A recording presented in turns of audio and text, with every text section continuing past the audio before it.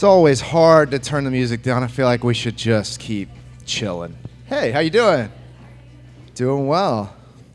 Maybe one Sunday it'll be a surprise and the music will just keep playing and you'll be like, it's almost 11 o'clock. What happened?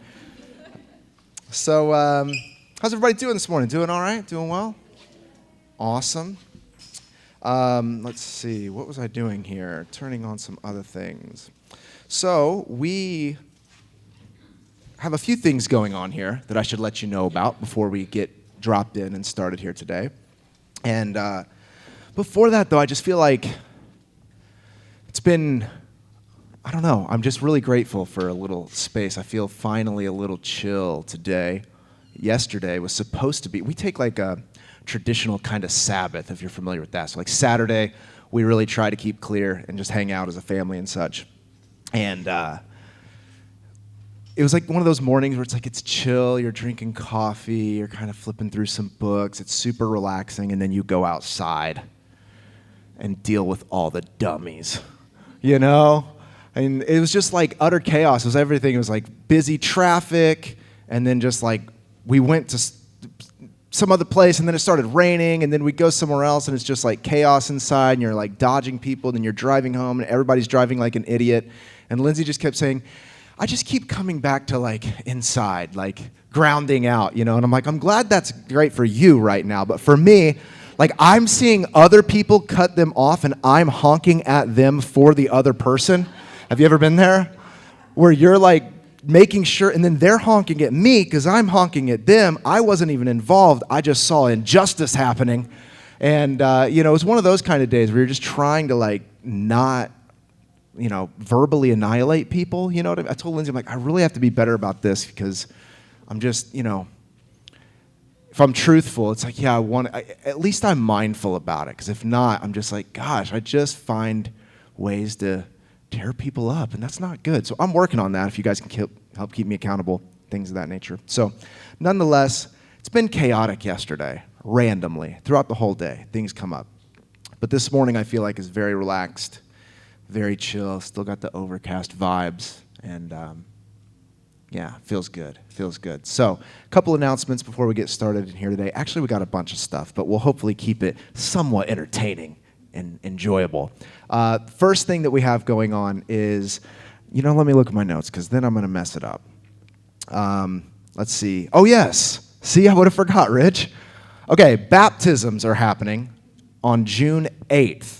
And we were talking about this in a little group text with some of the facilitators that we have. And Mary asked a great question. She's like, I'd love to hear kind of your take on baptism now, kind of in this sort of space. Because if you're not, you know, picking up on what we're laying down yet, we have a much different approach to this tradition than many. So you come in, you're like Jesus sitting in lotus posture. Stickers, which are free, take them, put them places. You know, koans, isn't that like kind of a Buddhist influence thing? What's going on? Sound bowls, what are you doing? Baptism, what's happening here? What's going on? Well, hang around long enough and you might find out. I don't know. It might still be an absolute mystery to you. That's up to you. But baptism is something it's an incredible ritual. It's a purification ritual where you are stepping into a newness of life. This is where you are moving out of who you were and stepping into the fullness of who you are. And there's a whole bunch more that could be said about that. But if you're feeling that tug that you're ready for some sort of new, fresh beginning in your life, you're feeling this sort of ego self begin to crumble a little bit, and you're wanting to step into what it means to actually live through and out of your true self, who God is within you, this is a great opportunity, a ritual, a sacrament, where you have this spiritual practice that takes place in the eyes of your friends and people that are on this path too, that symbolizes in a significant way a change in your life, a significant turn that you're aligning to a new path, a new way of being. So that's kind of a long little way to say it. If you're interested in that, yes, we've never had questions. We should do this more. 10 o'clock in the morning, so kind of like this. Figured that would be also good too for parking and such. It's going to be at Tamarack, so if you go straight down Tamarack, right where like the parking lot is there, and there's restrooms, so people, if you need to change or whatever, all that will be there. And we'll bring like an easy up tent so you can find us and such. And if you're interested, though, if you're feeling that nudge that you want to take part in this ritual, there is a link that you can click. If you get the Sunday letter emails, you can click there. It's also on the website, things like that. But it's a little form to fill out. Is it on the baptism yet? Maybe. Might be there. By the time you go home and actually do this, it'll probably be there. Just a little intake form for some things, and also a way that we can send you a link to a video. I'm going to make a video kind of expressing more of what I just said. So for those of you that come from a Christian background, this is something that could be maybe signifying a new expression of your spirituality, of your faith. And so I'll talk more about that in the message portion, but I wanted to mention baptisms. That's happening on the second Sunday of June 8th. Next, we have the podcast that we've been releasing. We just started releasing episodes last week. It's called The Mystic Lens. Super cool, far out trippy. What's up? I think you guys come now just so I can highlight it. You know what I mean? Dude, it's all good. No one's fault here. But yes, we have the podcast Mystic Lens. Lindsay and I released the first episode last Wednesday. They come out on Wednesdays. And there's just been a lot of awesome conversations from people within the community, and we're continuing to record them. We have about 8 or 9 episodes ready to go. So for the next 8 or 9 weeks on Wednesdays, you can listen to that or watch that on YouTube, whatever you like. Not only people from within the community, but a couple of my friends that are facilitating spaces kind of like this in a new and fresh way have joined me for some conversations, and you'll get to know them, and it's a lot of fun. So check out the podcast. With that as well, all this is on the Instagram. I feel like this is a lot. Hold on, we'll take a break. Intermission. Okay, meditation retreat is happening at the end of June. It's a one-day meditation retreat, and this also has a little form to fill out also. And what we're doing is we're creating it, is figuring out, thank you, sweetheart, and is figuring out how we want to structure this, because what it's going to be focusing on is different types of contemplative practices, and then we'll actually have space to do these things, practice them, have time, have a break in your schedule. Doesn't that sound nice? Just to have a freaking day, just to wander around 600 acres. I wouldn't recommend wandering around all of those 600 acres, but at least to know that there is 600 acres available to you. Sounds incredible. Right in San Marcos. We'll talk about centering prayer, welcoming prayer, imaginative prayer. We'll talk about, vipassana, meditation, mindfulness. We'll talk about silence, stillness. We'll have some sound healing. We'll have some hours of practice where you get space to do that. We'll come back together and just kind of talk about what worked for you. Maybe you've been trying to sit in silence and that monkey mind is just wild and you're like, okay, I need a little help here. Maybe there's another practice that works better for the way you're wired. Not everybody has to, sit in silence for an hour, So there's different ways and methods for you to connect in prayer, meditation, contemplative practices. The meditation retreat will be there for that. And the June date, so we meet on the first and third Sunday of the month, but in June, it's a switch up. So just so you know, if you show up here on the third Sunday in June, you're going to have your own silent meditation retreat right out there. So you'll sit under the Bodhi tree or whatever that is and get enlightened all by yourself. So, which is great. Maybe you should do that. I don't know. We'll do a second and fourth gathering that's just right out here, and we don't rent the space. So I don't know. The June date is changing. It's actually it's a 5-Sunday month. So we're doing the first and fourth Sunday. That's why we're doing the baptisms on the second Sunday. There's a whole process of thought that was contemplated to come up with these decisions. I won't bore you with it. But first and fourth, and I didn't know if that was... Oh, I was remembering first and fourth. Oh, thank you. Thank you. Max started the Q&A thing. I'm like, maybe we'll just do that for the next hour. There is a calendar. I think it's on the Instagram. I think I told you it was going to be on the website, and now some of you are questioning if I'm a true man to my word. We'll get it over on the Squarespace site. So, not sponsored by them, but it is a Squarespace site. So, June date change, 1st and 4th on that. On the 3rd, we'll be up in Oregon, and it's going to be a good time. So, Not that you needed to know that. Lastly, we are a 501c3 nonprofit organization. This is the fun part where I get to tell you that you are a part of something that is different in the world. This is something that we believe that the Spirit is doing, that is giving a fresh breath of air to a tradition that needs it quite a lot. So anytime that we talk about this person, this figure of Jesus, or the Christian tradition in some ways, we all have a lot of assumptions and expectations and ideas that percolate. Even if you didn't grow up with a Christian background, we're all living in the United States of America, and a lot of people see on their dollar bill, "In God We Trust," and we tend to think in terms of a Judeo-Christian framework. Now, what we're hoping to do is help you see that it's beyond what you believe in a sort of dogmatic way, or what groups you affiliate, or what groups you say you don't affiliate with, and help step into that inner temple, the mystic reality, the experience of oneness with God that goes beyond thought, word, any of these things, seeing it primarily symbolized in the life of Jesus. And so we're hoping to facilitate space like this that gives a fresh breath of air, and we have people reaching out from all over the place. We hope that this is the beginning of a larger movement towards the mystic expression of the Christian tradition. So, prestige worldwide, wide. Again, it is something that helps us continue to do this and much more. We're just at the start of this, so feel free to use one of the QR codes, like on the menus from COVID or whatever that they can't seem to get rid of. Another QR code for you in your life, and we certainly appreciate that. So, nonetheless, let's begin with a little candle lighting with Sarah. This is Sarah, everyone. Welcome, Sarah. But really, we do seek to have this space be a sort of new expression of a kind of temple-like environment. Thank you. And what I mean by that is that this is a space that we hopefully take a pause from the busyness of our world, and even a pause from the busyness of our own mind, our own fears, our own things that haunt us. You know what those are. I don't have to name them for you. Whatever it is that you feel like is a burden, this is an opportunity to come and to have a space where that burden can hopefully be reframed in a way that the burden is light, that the yoke is easy and the burden is light on this path. And so we just invite you to come and to rest and to be for just a little bit of time. Just to allow time to be let go from the mind.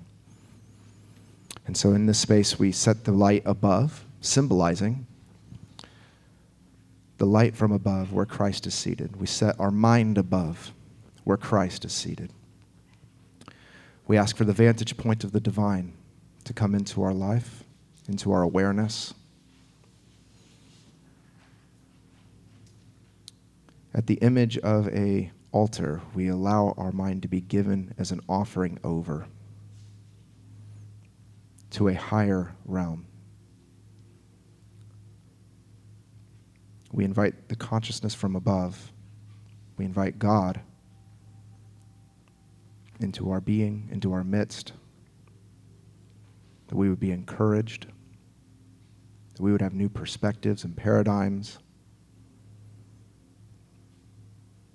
that we would see ourselves as worthy and enough, valid and valuable, that from the optics from above, from the lens from above, that we would truly see what God is doing in us and through us as we receive the presence in this time. We thank you, God, for everything you're doing in this space. Help us to release and to receive everything you have for us.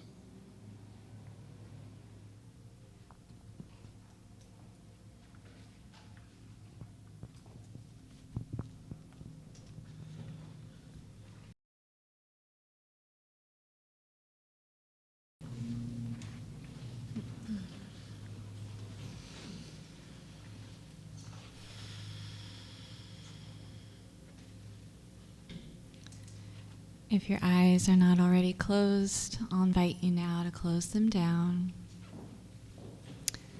Placing both of your feet firmly on the floor,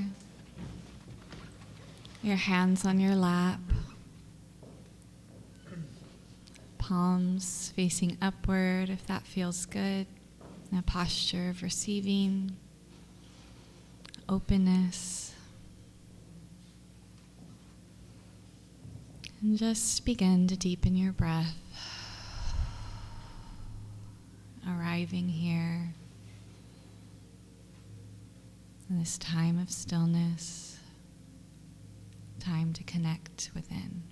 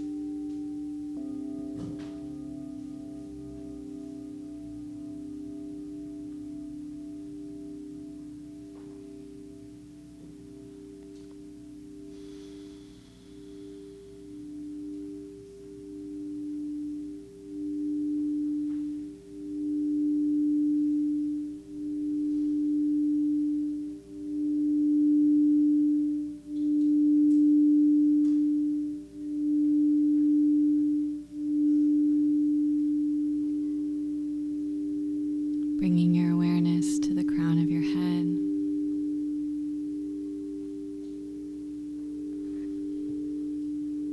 Slowly begin to move that awareness down your forehead,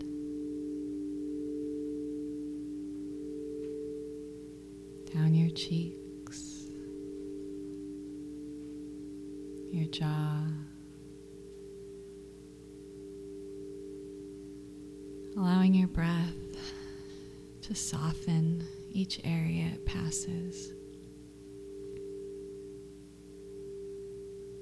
Beginning to notice any tension you're holding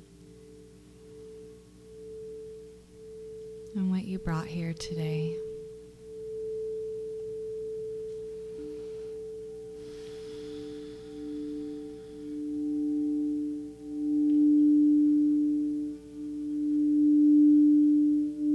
Inviting the breath to help you release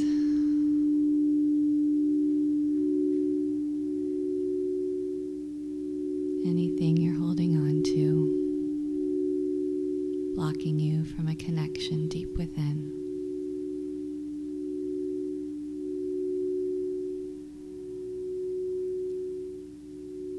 Bringing that awareness slowly down your neck, your chest, and into the space of your heart.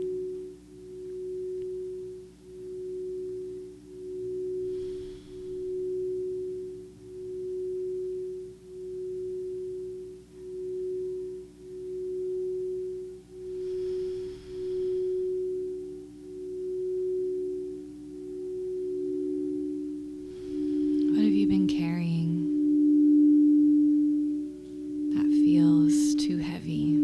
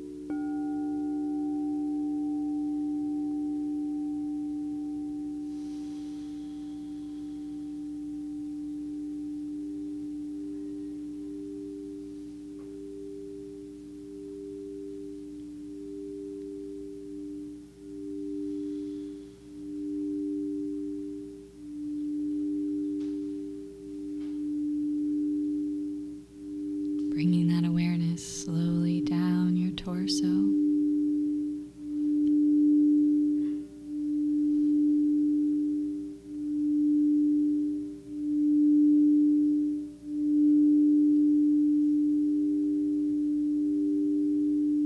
Down to the base of your spine.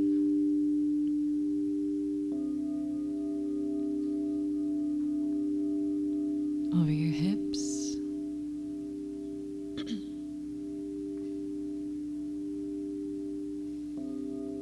Down your legs.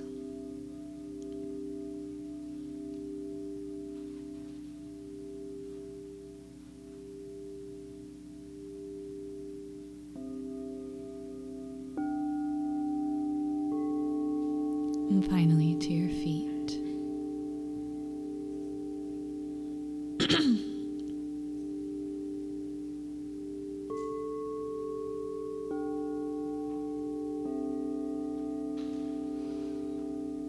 Knowing that in this place,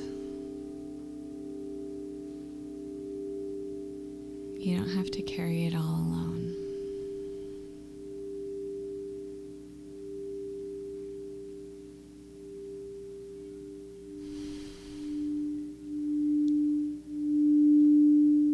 In this place of stillness, we can connect to the one who can help us carry everything.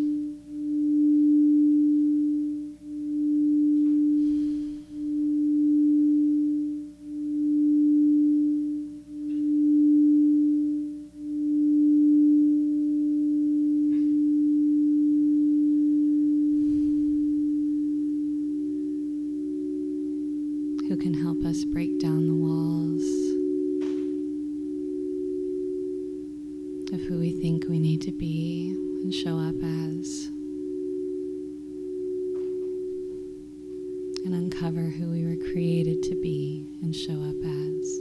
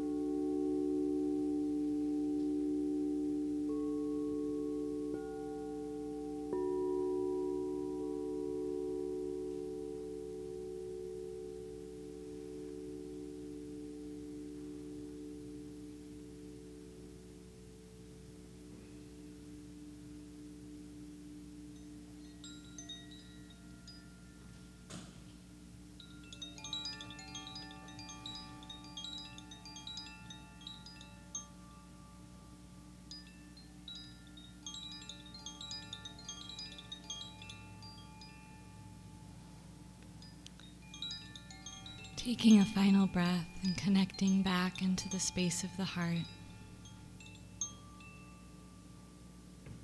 Noticing any difference you feel when you first sat down. Inviting the presence of the Holy Spirit to dwell there, to guide, and to speak to you today, to help reveal the truth of who you were created to be and what you were meant to bring into this world.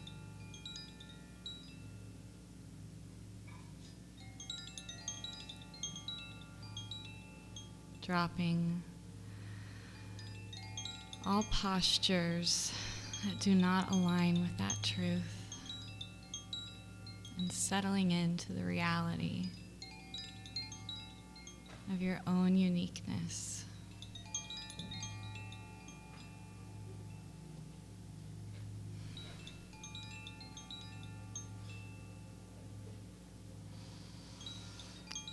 Slowly bringing some breath into your fingers, your toes, inviting your awareness back into this space. Gently fluttering your eyes open, ready to receive today's message.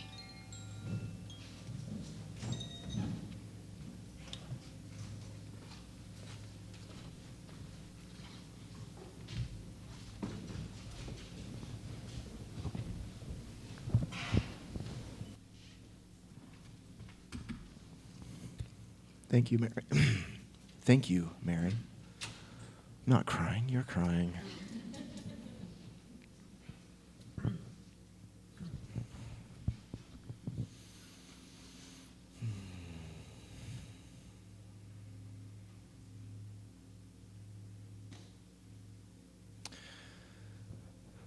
Well, what else is there to be said after that?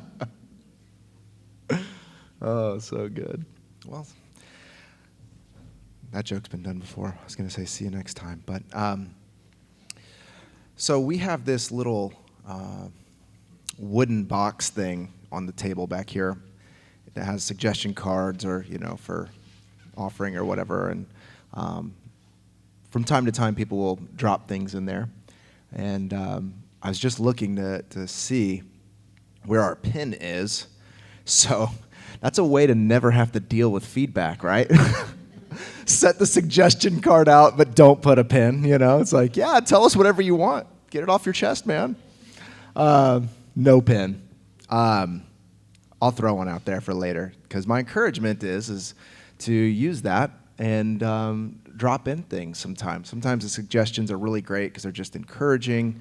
Sometimes they're awesome because, you're just like, all right, I guess that's what you had to say, And but sometimes we get some suggestions in terms of like what people would hope we would do more in the space. And we received a suggestion card. I don't know. It was been some gatherings ago. I briefly mentioned this word, deconditioning, and someone wrote a suggestion card that. You've probably seen it by now. I've posted it. I took a picture of it, and that was like the flyer for this gathering. So probably don't need to describe it to you. If you want to see it, it's on the Instagram, whatever. Took a picture of it, and I didn't know who it was that dropped it in there. And I'm just like, well, I'm just going to post it and see if other people are wanting to know this too. So I did like a little story poll thing, because that's how you know the truth about life. And it was like overwhelming, people responding back to they wanted to learn more about this idea of deconditioning. It's like 100%. Like everybody, there was, I don't know, like something like 20-something responses back to it. I'm like, okay, we should probably chat about this then. And then finally, the person revealed themselves, who they were. And it was really fun. I don't know if she wants me to say or not. She probably wouldn't care at all. She's going to be on the podcast. Her name's Mia. She is a student. SDSU, UCSD. I don't know. I get all of those. UCSD. Okay, something.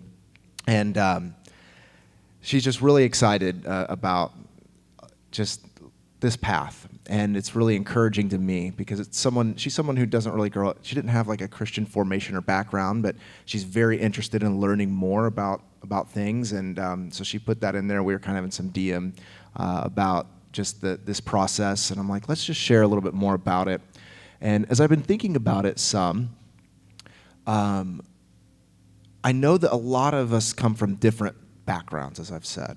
And some of us come from very traditional backgrounds. Some of us come from backgrounds where, having a sound bath is you're already feeling a little out of your comfort zone, and that's fine. I remember the first time I ever was introduced to a sound bowl, and I just moved here to San Diego. I was in San Marcos, so this was like about 9 years ago. And some friends of mine had a space in Ocean Beach, of course. Where else are you going to go experience sound bowls for the first time? And went down there, and I was, at that time, working different jobs, and they had like a morning thing for like people who were, I came out here to plant the church, so like connected with like other pastors. But it was a really cool space, little space, called the Spiritual Journey Center down in Ocean Beach.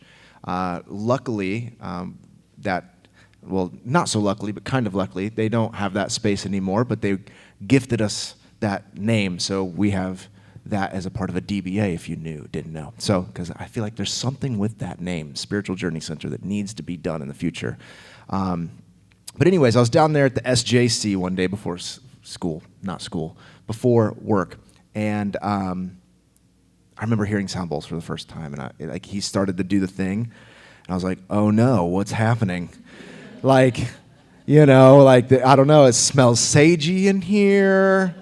I thought, what's going on? But I was open-minded enough to ride it out, and sure enough, it was like just such an incredible experience, and that's where I was really stepping into meditation for the first time, and it was really great.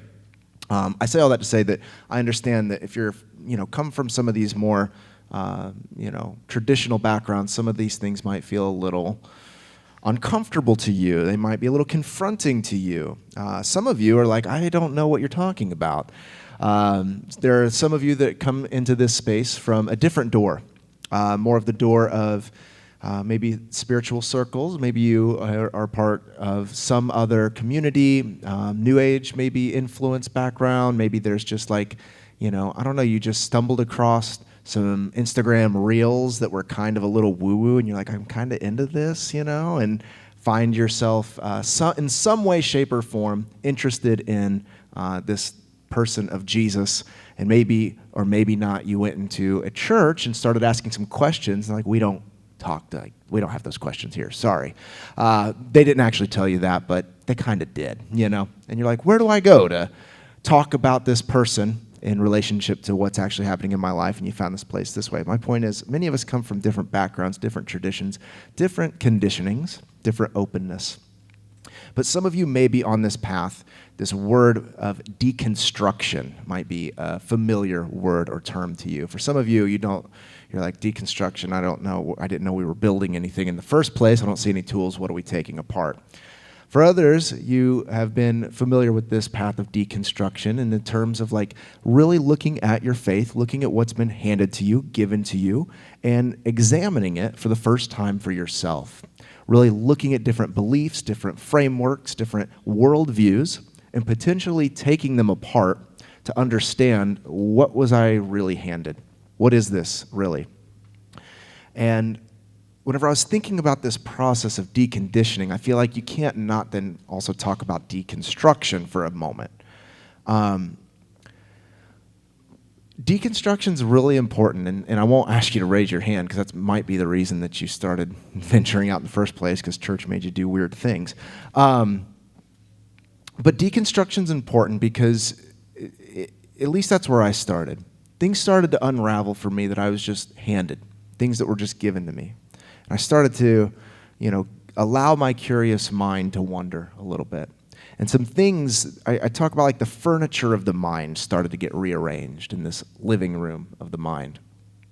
And it's a little unnerving at first whenever you're moving a couch that's never been moved before, or you're moving things into places that they don't feel like maybe they should be moved to. It's like, no, this is where the TV goes, don't move it. When you start to adjust and reorient things, it can feel unsettling. And it's important to start there, but that's not a great place to end. And the issue sometimes in deconstruction circles is it becomes just about this consistent restructuring of the mind, of mental ideas, which again is important. It's good to move things around, shake the dust out, throw some things away, put some things in some different places. But there's a different experience that comes whenever you begin to move into this sort of deconditioning, because at least what happened for me is in this process of deconstruction, of examining the concepts, examining the thoughts that I had about God and myself and my place in this world, eventually all of the mental gymnastics that are fun for a while started to get really tiring.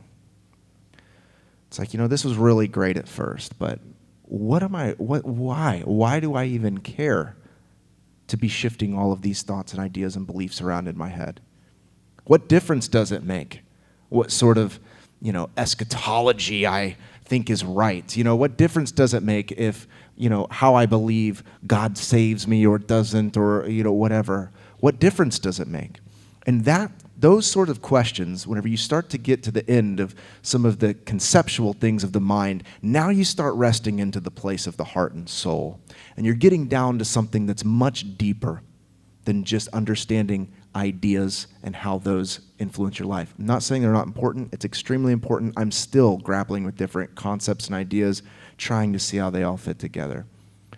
But there is a deeper layer that we tap into whenever we move from just mere deconstructing to deconditioning. What we're asking ourselves then is, where did this even come from? Why is this even a part of my framework to begin with? And you begin to look at your life and your formation. And I love how Richard Rohr, if you're familiar with the author Richard Rohr, talks about this important process of order. It's this order, disorder, reorder sort of process. And for many of us, when we're in that disorder, this disorienting sort of stage, we can sometimes really dismiss some of the earlier stages of our formation. We're like, gosh, why was I subjected to this? Why did I learn this as a belief? Why is this so hardwired into me? And we can get mad and angry, maybe at our parents or institutions or religions or people. But if you notice, it's constantly things that are outside of us that we're getting frustrated with. Things that happened to us, maybe even that happened in an external way. Ideas and beliefs, structures and systems. And that's valid. That is a natural part of the disorder, is to kind of get frustrated with that original structure and ordering. But as you begin to move more into the deeper questions of, okay, well, how could this be recycled in some way in my life? How can some of this be reoriented in a way that actually is beneficial and meaningful in my life in some way? Sometimes you begin to tap back on some of those earlier formations and you see them in a new perspective, in a new paradigm, kind of like with what we're doing here right now. Tapping on some of those earlier frameworks and seeing them in a completely new light. But the deconditioning process is acknowledging that I've been conditioned in some way. There is something that's happened in my life, things that have happened in my life, and you begin to appreciate them. Yeah, and some of those conditionings stick with you. They teach you how to understand, maybe safety or intuition or, things like that. But the deconditioning process is one that's slow. It takes time. It's a lot of stillness. It's a lot of being able to sit with the voices and the themes and the fears that come up inside of you, and having the courage to actually sit with those and allow those to inform you in some way about what is necessary in this moment to be healed. What sort of fragmentation in my life is seeking to be mended.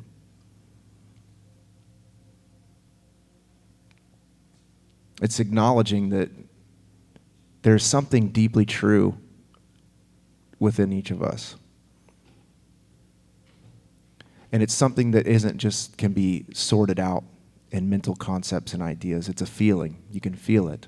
You start to tap on that which is true deep inside of you.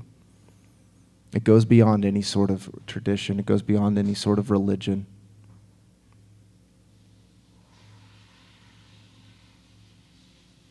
It's something that's inside of you that you feel, that you know is true, and that knowing is God.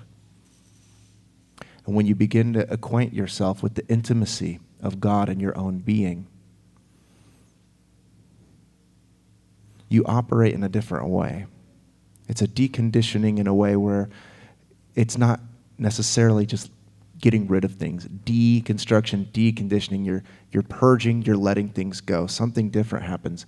Realization starts to take place. You begin to become acquainted with who you are beyond who you think you should be.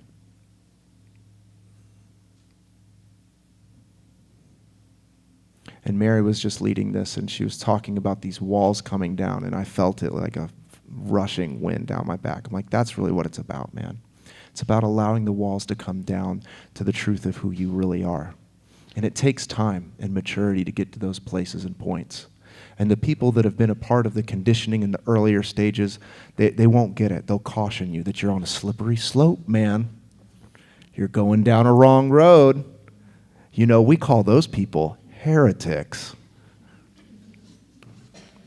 You're not getting in line with the rest of the group in the institution because you know who you are even apart from the institution. You know who you are deep down. There is a knowing that takes place. You can't manipulate and control a knowing.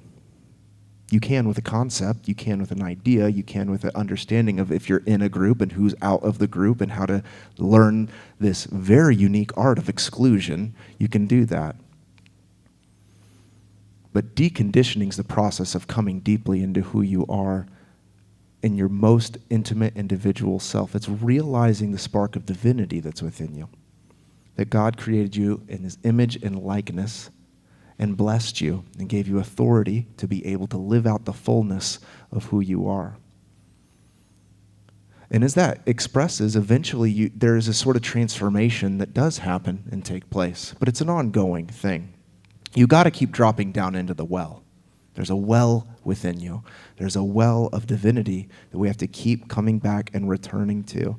And that's how transformation happens over the course of our life. And of course, then we'll associate in groups.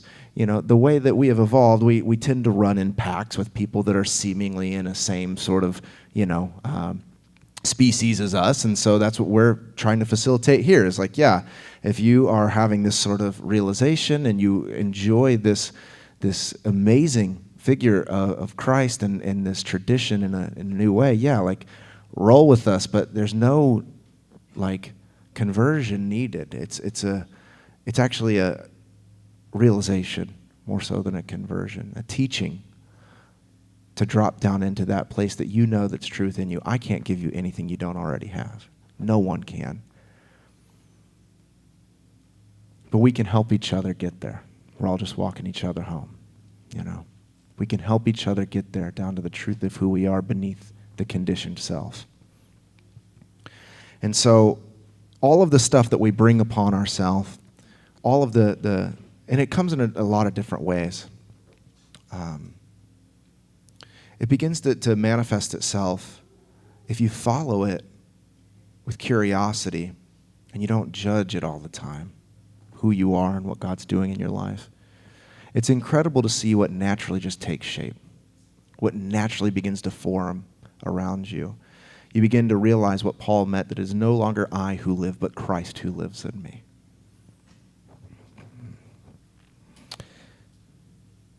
There is a dissolving of our own protections that we have placed up within ourselves, and a following, sometimes even, might even look a little naive to follow the promptings of the heart, of the Spirit. And it might even take you back around to some places that you thought you left before, but you're not the same person you were when you were there in the beginning. This is the hero's journey, if you're familiar with Joseph Campbell. This is you returning back in some way. But you've slayed some dragons, and you've been in some dark nights of the soul, and you went out on a journey, and you are coming back into a version, but it's not the same person. It's different. And each and every one of us knows what that transformation is. We know what that begins to look like in our life, but it takes a degree of faith to walk into that.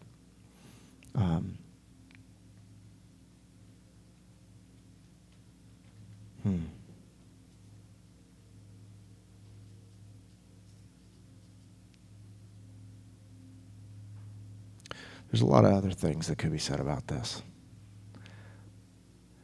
But I feel like one of the key things, as I'm just kind of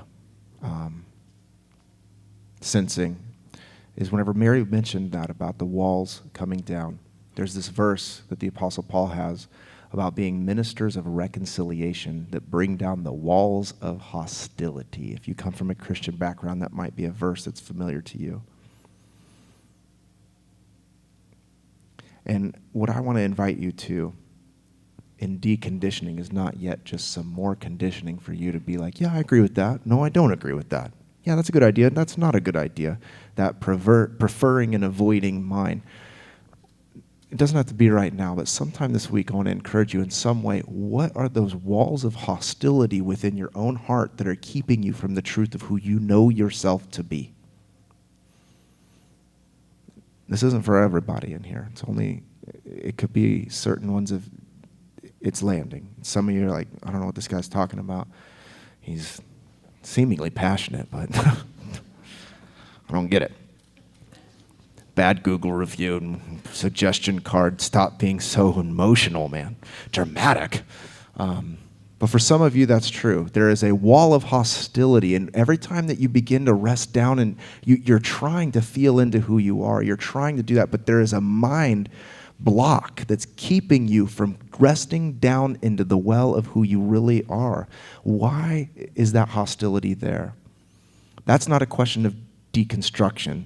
That's not a question of theological reframing or what way you should structure church or ecclesiological things or whatever sort of fancy words you want to put with it. This is sort of the deconditioning idea that what are the things that are preventing me from stepping into the truth of who God is in me? And only you know what that really is. And only you can sense whenever that defense within yourself begins to come out and come up. And so my encouragement is that this ministry of reconciliation, what that even means is a service. Ministry means service. This is a ministry. It's just service. It's just service. We're just trying to help each other reconcile, which means become whole. And the uniqueness of this whole thing is that you're already whole. You're just catching up to what's already there. You're already enough, and any narrative of not enoughness is just, it's excavating down into that truth. And any walls of hostility that come up, gently and compassionately sitting with the questions of how I can navigate through this and moving in a way that is true to who I really am. And what it feels like, I guess we'll end with this, what it feels like to decondition, what it actually feels like is your natural, authentic, rested self. Some of you haven't felt that in a while. You felt on. And for those of you that it resonates with, you know what on means. You know, it's presenting in a particular way.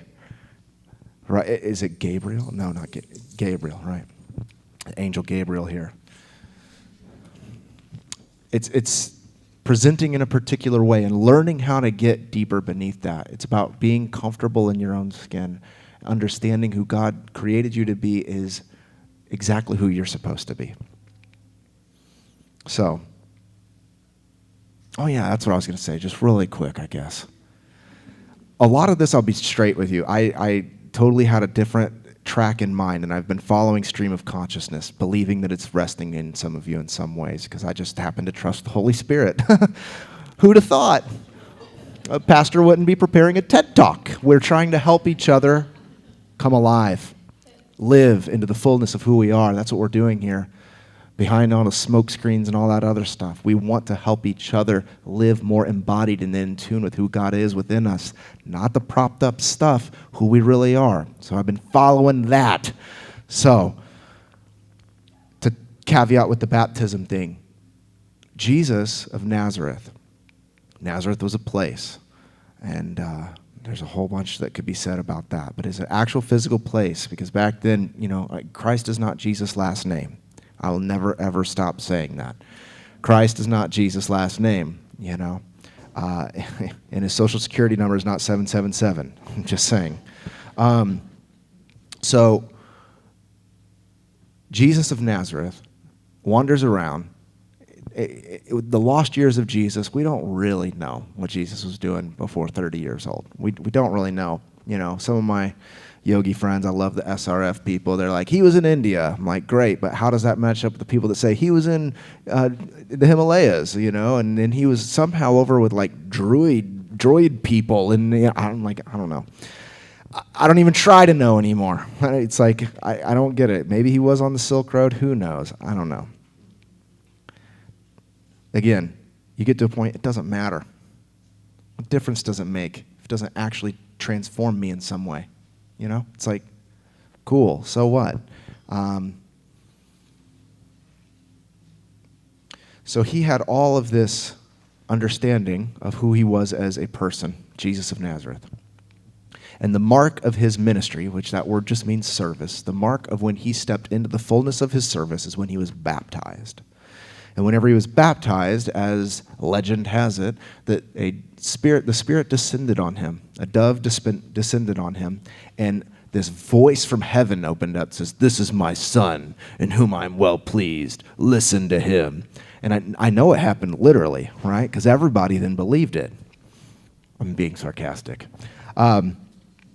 Metaphorically, I believe, that happened. And there was a changing point in that time. There was a turning point where we see the Christening of Jesus. Where, yeah, he's still Jesus of Nazareth. Of course. You're never going to get away from who you are and the way you're wired and your quirky personality. And sometimes I'm over dramatic. Ask my wife. And I cut my finger with the knife yesterday that we just got. And she was like, "That was it?" And I'm like, I know.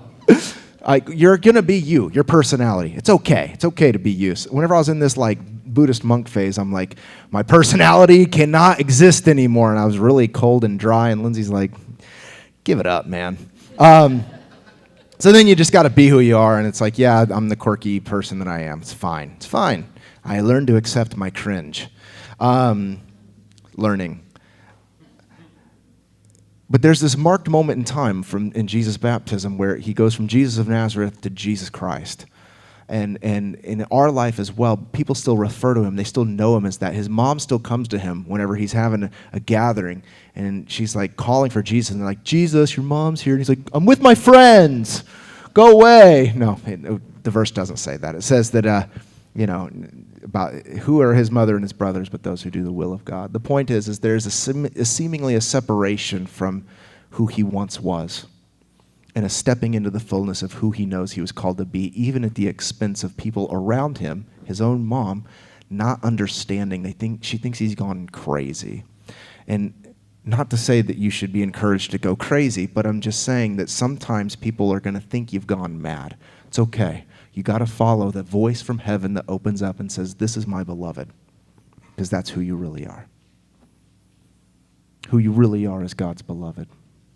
And whenever you really rest into that, you follow that. You follow that prompting. You follow that voice. You don't get distracted with the voices of the world and all of the external things. You already know within you because the voice has spoken from within. I was just with a friend on Friday, actually, talking about not listening to external voices and learning how to listen to our own inner voice, And that's part of this process of deconditioning, is coming into the truth of who you are. So with that, let's stand and let's pray as we close. And what my hope is, even now, let's just follow the prompting. If you feel comfortable to close your eyes, and if you feel comfortable to hold out your hand as if you were receiving a gift. And what this just symbolizes in the body is that I'm open. I'm open. I'm open. I'm open to who God is in me.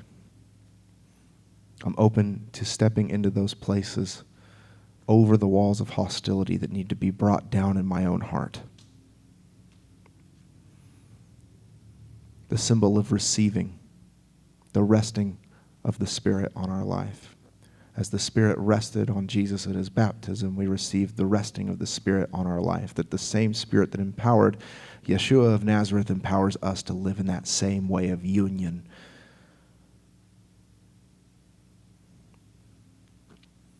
And so we just pray right now, God, that you would, by the power of your Spirit, even beyond anything that we say or don't say, that only your Spirit can come and bring liberation in our hearts. Only your Spirit can come and bring liberation to our minds. Only your Spirit can come and help us tune in this body that is the antenna for our soul, to help us tune in to know where to go and where not to go.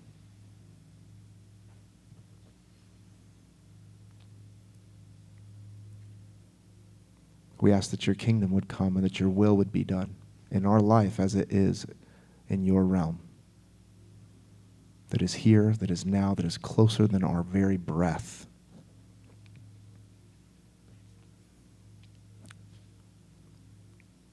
And I ask that, God, you would, even as we move throughout this week, that you would even remind us of certain things that came up through here. It's so easy for us to just come to different gatherings or do different things, and then we move on, we have lunch, and we're like, yeah, that was nice. But God, would you empower us to have the transformative remembering moments throughout our week in the secret spaces of our hearts and lives, in those places where we're in the most random places, in the shower, when we're on walks at the beach, when we're at random places. Would you bring things up within us that we're realizing right now?